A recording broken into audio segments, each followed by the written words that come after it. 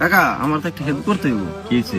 আমার গার্লফ্রেন্ড আমারে কল দিছে, কল দিয়ে কইতেছে 1 ঘন্টার ভিতরে যদি আমি ওরে না নিয়ে আসি তাহলে তুই বিষ খাই মরে দেবো কইতেছে। ও, তুই মনে হয় খুব ভালোবাসস না?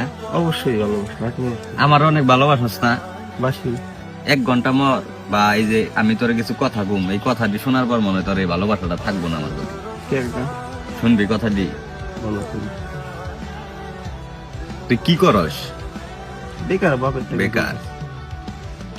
তোর বাপের তোর নিয়ে স্বপ্ন আছে, তোর মার তোর নিয়ে স্বপ্ন আছে, একদিন তুই অনেক বড় হবি, হ্যাগো দেখবি, অবশ্যই। হ্যাগো কিছু খাওয়াবি।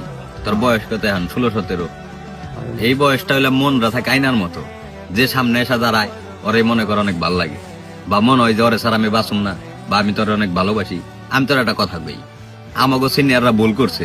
আমরা যখন নাকি প্রেম ভালোবাসা করছি, তখন নাকি তাগো কাছে গেছি, যায় যখন নাকি কইছি ভাই বাইর করে নিয়ে যাম বা বিয়া করুম হ্যান ত্যান, তখন হ্যাঁ আমাকে একটা থাপ্পড় দেয় নাই।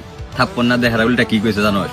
যে নিয়ে আয়, বাদ বাকি সব আমি দেখুন। কিন্তু আমি তোর ওইটা কম না, আমি তোর 2টা অপশন দেখামু। আর তুই কি কইলি যে তোর গার্লফ্রেন্ড তোর সারা মইরা দেবো 1 ঘন্টার ভিতরে, তুই যদি তোর যায় না নিয়ে আসোস, তুই 2 ঘন্টা আমার লগে বয়ে থাক, যদি মরে হেসুম তুই আমার কইস মেয়া মানুষ, আমি চিনি।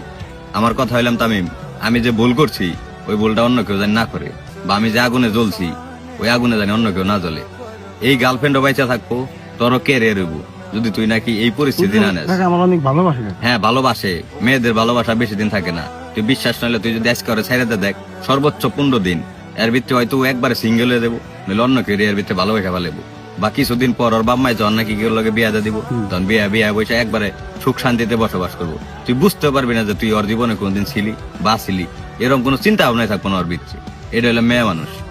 অভাব যখন মনে কর দে তোর দরজায় এসে দাঁড়াইবো, তখন তামিম ওই ভালোবাসা থাকবো না। কারণ এখন হইলাম তোরা দুইজনে বাপের টেয়া খাইতেছ, তোরা অভাব বা সংসার কোনো কিছু তোরা বুঝতেছিস না। যখন নাকি তুই আরে বিয়া করে বাসায় নিয়ে আবি, তখন কিন্তু সব দায়িত্ব তোর নিতে হইব। তুই এই সময় কি করবি? সর্বোচ্চ তোর রাজমিস্ত্রির কাম করতে হইব। রাজমিস্ত্রির কাম করে কয় টাকা কামাবি?